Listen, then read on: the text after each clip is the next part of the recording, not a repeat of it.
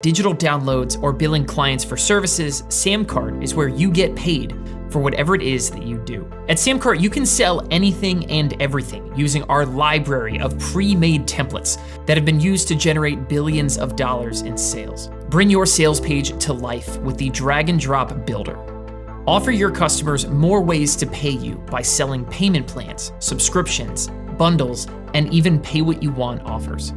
You can sell your products as one lump sum or break up those payments into smaller chunks with payment plans. You can grow your recurring income with built-in subscriptions. And these are just a few ways that Samcart makes it easy for you to get paid for what you do.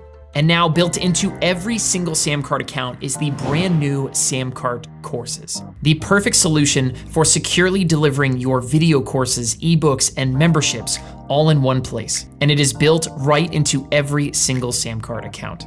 With the new Samcart courses, you can create a robust lesson plan for your students and even drip out the content on your own schedule. You can boost your sales by selling different tiers and bundles of your course. And did you know that right now, over 30% of your students never even make it to the first video? Which is why we developed Samcart's auto-enroll technology, which seamlessly takes your students from buying to learning in one simple step. No lost passwords, no support tickets, just more happy customers getting exactly what they bought every time. But what if you're a brand new course creator? Or you've always wanted to add an online course to whatever it is that you already sell? Then do not miss the Samcart Course Creation Challenge. Over 20 videos and lessons that will help you launch your first online course in just 14 days.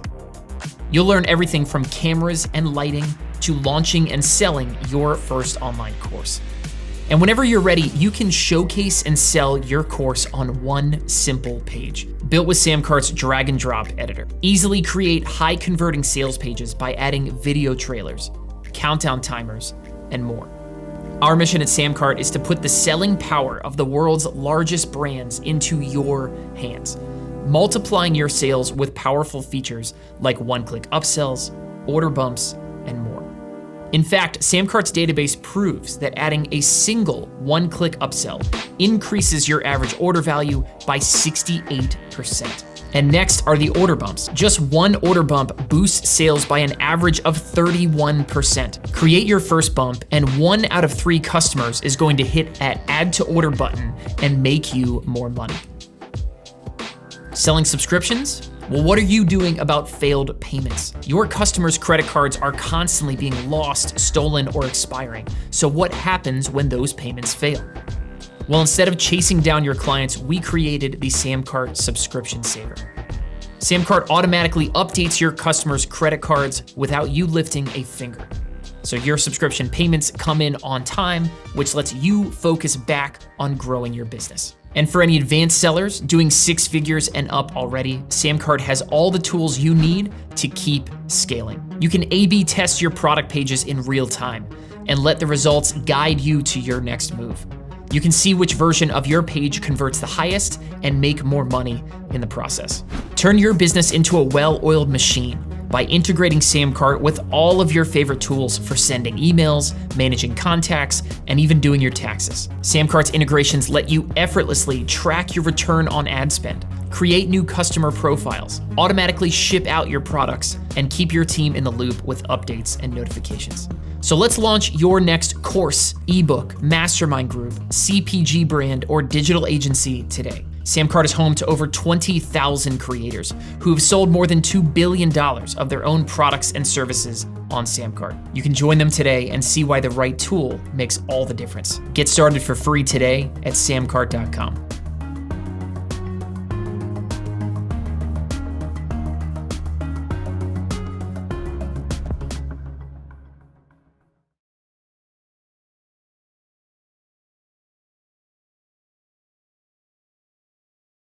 Yes, we're live. We are live. 2023. What's going on, everybody? Welcome to the Tuesday Takeover. Today is where we take a look at a creator business. We decide how much money they're making and where they're missing out so that you can learn from e-commerce experts about how to make more from your audience using digital products. Jordan, what's up, man? What's going on? We're back. What's up, dude? New Year's. New 2023. year. This is the year. This is the year. This is the year it. that everything's gonna change. New year, new me, new Samcart. Let's do this, right? Let's go ahead and do this.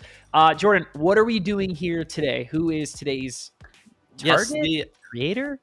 Our target today is not well known by his actual name, but the channel is called Keep Productive on YouTube.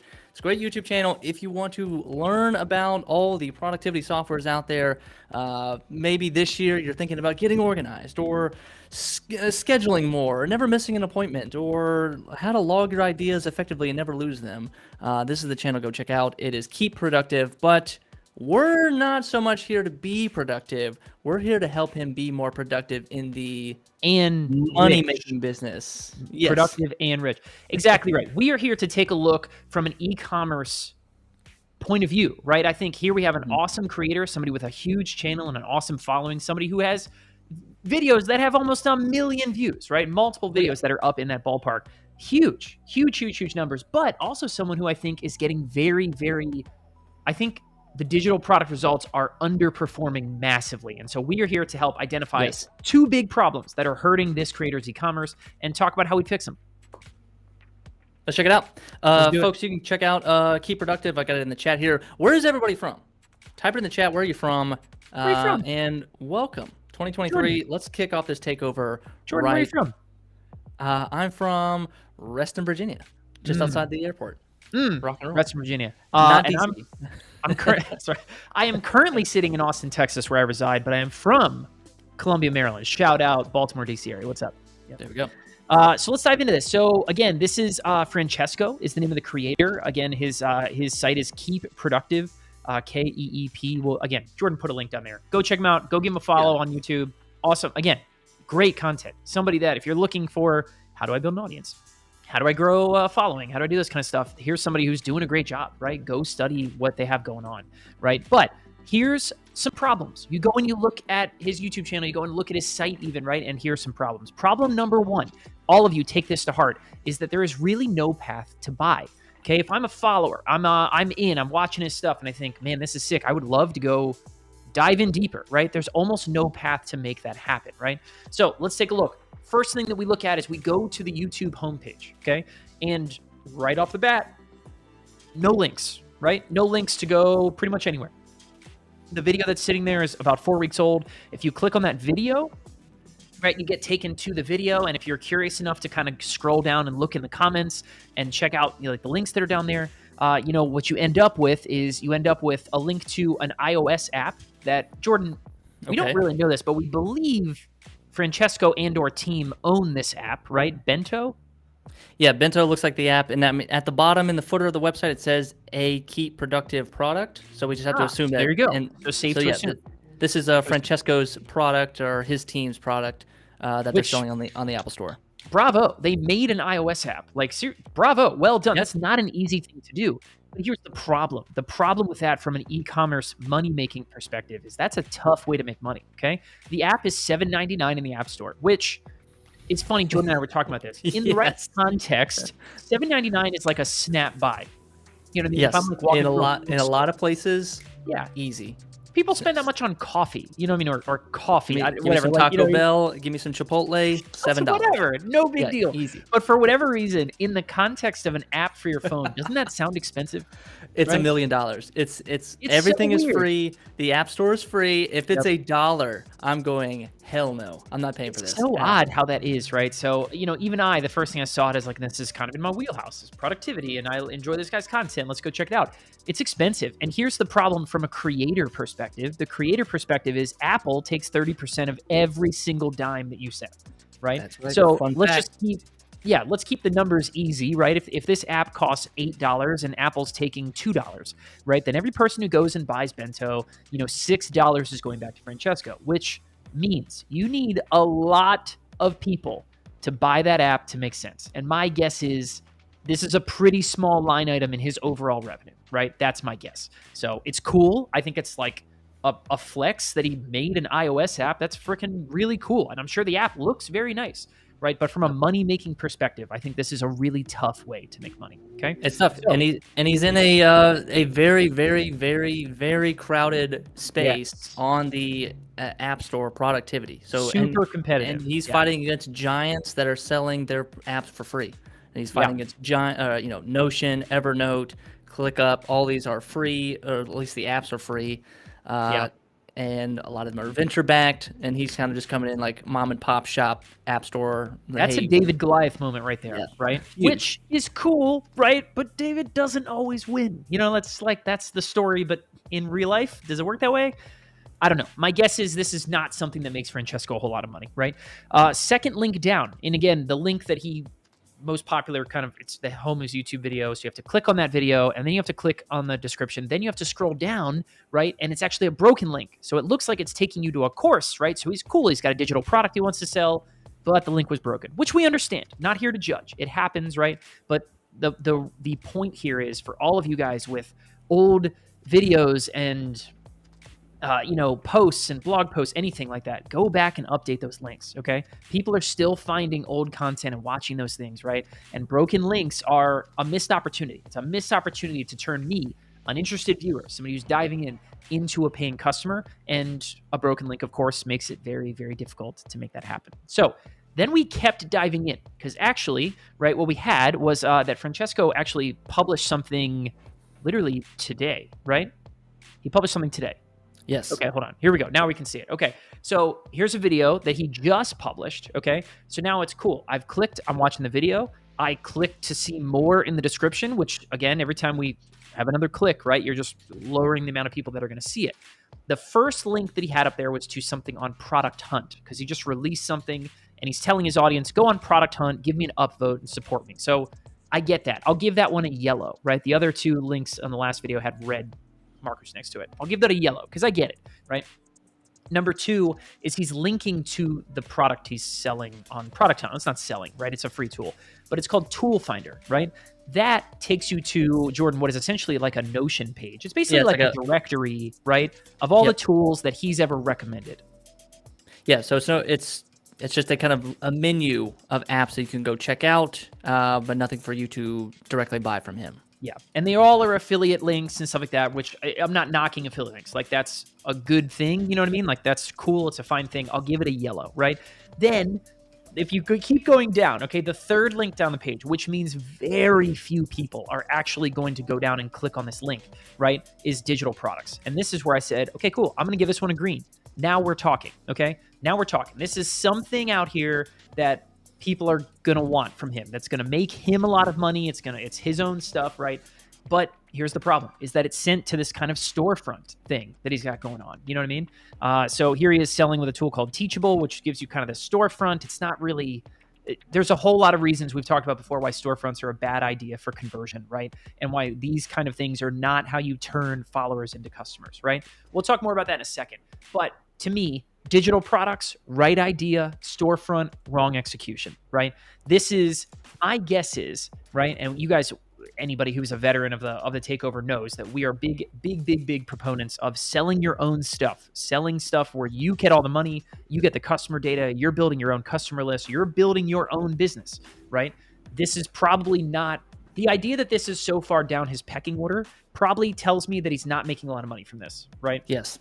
If it was more important, it would be replacing Bento as the first link underneath of every one of his videos, or the pinned comments underneath of his YouTube videos, right? The idea that he's promoting other stuff above this, multiple things above this, tells me this isn't making him a whole lot of money, and that's not overly surprising to me. Storefronts suck. Don't. And one thought about storefront is like you're trying to capture the goodwill of almost like a buffet, where it's like, hey, Sure. I'm just opening it up. Hey, I'm everybody, not being salesy. Just come check it out. Grab whatever you want. And it does okay, that's fine at the buffet, but when it comes to a digital product or when it comes to buying online, it's much more simpler, and you're going to have a higher conversion rate if you direct them to one of those courses. You can always offer the next course afterwards, but to say like, hey, here's a curated journey. If you want to learn about this specific software, watch this software tutorial, go here, one specific page.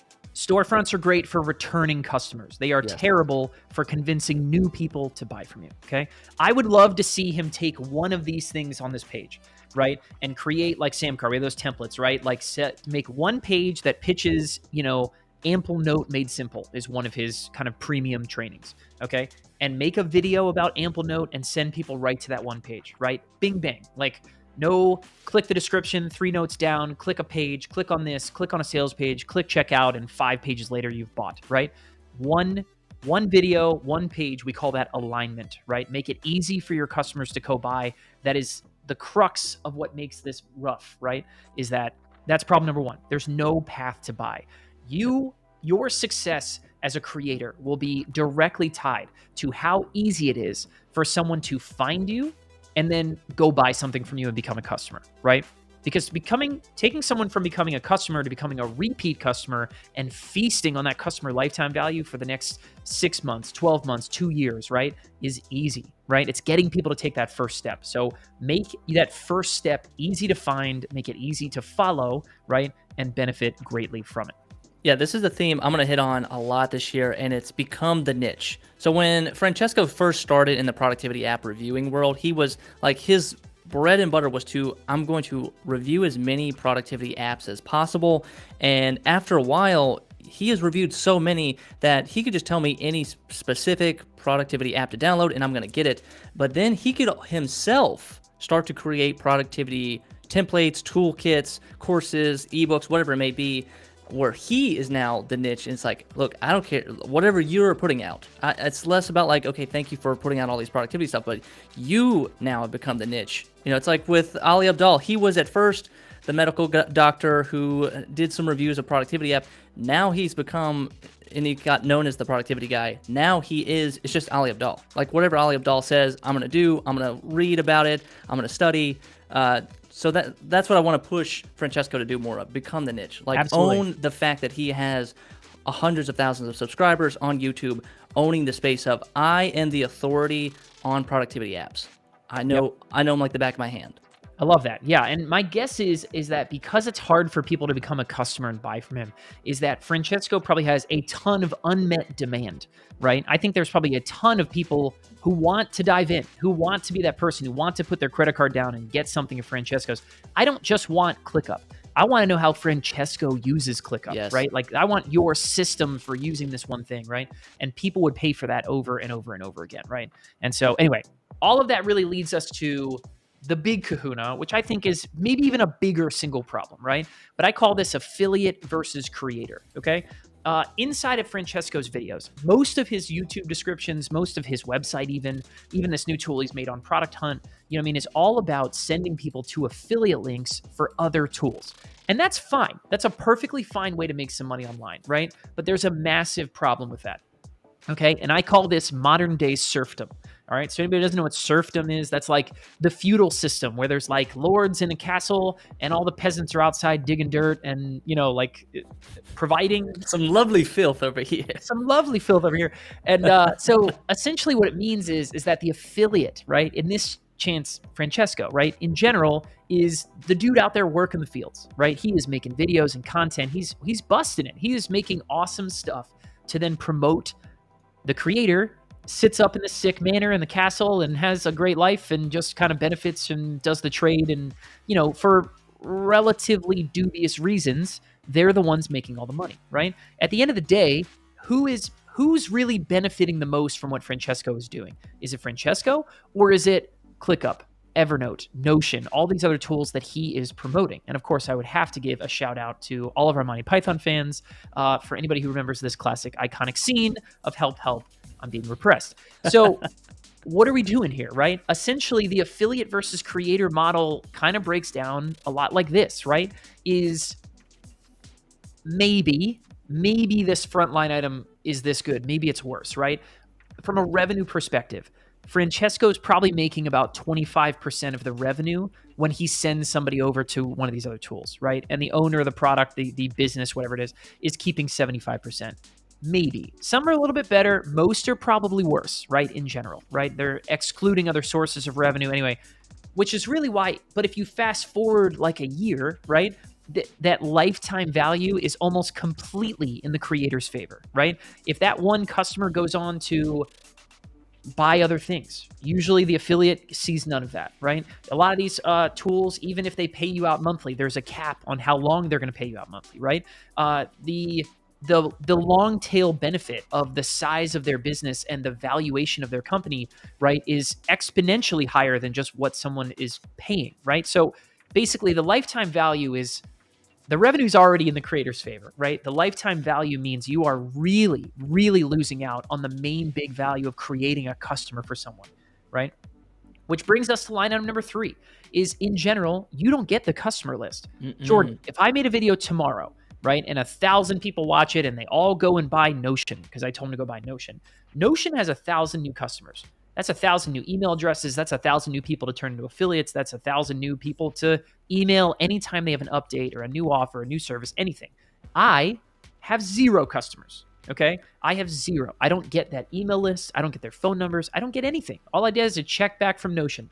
And it's like, hey, congrats, man. Here you go. Thanks for, here's your cut, peasant. Get back to work. Yeah. You know what I mean? Go make some more videos. Like, that's essentially what this is, right? And that's why line item number 3 is really the worst part of all this stuff. And we'll talk about that on the next slide. But not building your own customer list when you're doing the work, you're bringing them into your world, you're creating the videos, that's brutal. Yeah, you're busting your ass. You may get a one-time payment from the affiliate owner, the product owner. But yeah, like at the end of the day, what do you have to show for? Because it puts you back on the hamster wheel. Like, cool, great, you made $10,000 in affiliate commission this month. Well, what are you going to do next month? You got to go back out and go hunt some more, create some more content, and get back out there and make some more videos, dude. Yeah, get back out in the dirt. Yeah. Whereas a lot of these software companies, they will just take a recurring revenue, and they've got the customer for life for the next 24 months, and they're just like, hey, thanks for all the work, dude. Really appreciate it. Here's $10 a month, man. Good job. Keep it up. Thanks, man. Yep. Keep it up, appreciate you. Yep. Exactly right. Meanwhile, they're raising money because their company's valued at $300 billion, or whatever it is, right? So then competition. There's nothing stopping somebody from going and making identical content to Francesco's tomorrow, right? Period. Now, the content, when you own a product, the competition is so much lower, right? Because you own that thing. It is your secret 11 herbs and spices. A lot of people think, oh, well, someone can just go make another course or another training or something identical to mine. Kinda, okay, but your audience wants your stuff, all right?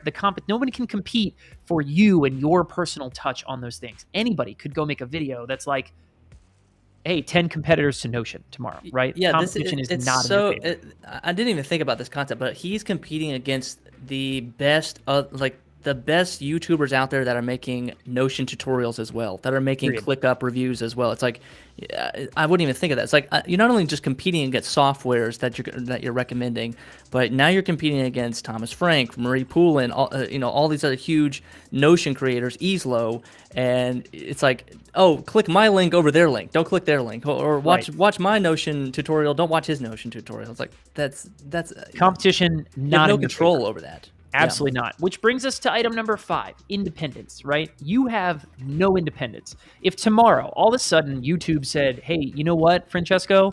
I don't like your stuff anymore, right? He's out. No customer list, probably a relatively, I shouldn't say no customer list. I'm sure he has a small customer list, probably a pretty small email list, right? But at the end of the day, right, he has not been building an asset that is his and can go with him anywhere he wants, right? If he's launching something on Product Hunt. So he made a YouTube video about it. He went to his audience and said, hey, everybody, come support me on Product Hunt. Why shouldn't he be able to go to 10,000 paying customers of his, whether they've given him a couple bucks or $1,000, right? Yep. And say, come over to Product Hunt. He should have this whole second list and group of people to support anything and everything he ever makes ever again. But because of the way things are set up, because he's chosen to do this, lean really heavily into the affiliate stuff first, right? Not that you need to cut this out of your business, but it shouldn't be the only thing you do, right? He doesn't have that. And so he does not have the creative independence to go and do and support whatever it is that he wants. Yeah, if you're watching this, the takeaway is, if you are an affiliate right now, work on trying to become the owner of a product, and then go find your own affiliates to sell your product, because then it's going to feel like you're just sitting back, letting the cash roll in, because now your affiliates are working for you. So that sounds a little MLM, but like, at least the message is like, create your own products, control your own destiny, and don't just sit by on the sidelines just hoping and praying. we talked about this on the Becky and Chris video, like hoping and praying that someone's going to, 1, click on the link, 2, make the purchase, 3, stick around for good. And, and then you get the kickback commission. Exactly right. 30 to 60 days later. Right now, affiliate revenue probably comprises 90% of what Francesco is making. I'm not saying he should stop being an affiliate. By all means, keep doing that. I'm sure it's a nice revenue stream. I'm sure it's, in general, fine. You know what I mean? It's not going anywhere. It's not whatever. But what I'm saying is there's a huge opportunity, right, for Francesco to start selling his own stuff and meet that unmet demand that his audience wants more of his stuff. If you make it easy for people to find it, if you put it front and center, right, and let people go after it right away and not hide it behind link, storefront, click, right, then all of a sudden that 90% affiliate revenue, you could flip that whole equation on its head. And the same revenue becomes a really small portion of your total revenue because digital products, your own services, your own templates, your own whatever, have just replaced it. I mean, it is super, super easy to make that happen. And that is absolutely what I would recommend there. Yeah, it's just the creative energy that you have. Like, where do you want to put your creative energy? On selling your own thing where you have control and you're going to take 90% profit off it? Or put your creative energy into something that you have no control of and you're just hoping and praying? Yeah, for sure. And this is really the crux of the entire affiliate versus creator argument, right? If you're an affiliate, you are by definition building someone else's business. Okay, that's all you're doing. You are taking your best people in your audience and you are shoving them to someone else's business. Someone else, if we fast forward a couple of years, right? All of a sudden, I would bet Francesco right now probably has a few hundred customers of his own, people who have bought his stuff. He's got their email, their phone number, can market to them again, can tell them about other stuff he has. I'm guessing he's probably sent thousands of customers to Evernote, to Notion, to ClickUp, to, whatever these other tools that he recommends, right?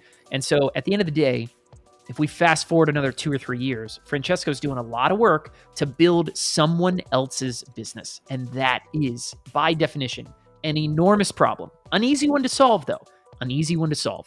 Create some stuff, find some products, find some problems in your audience, and start creating digital offers to solve those problems. Put them front and center, right? Start selling them. Make it easy for people to find them. 1 click, 1 page, sell it on Samcart type stuff.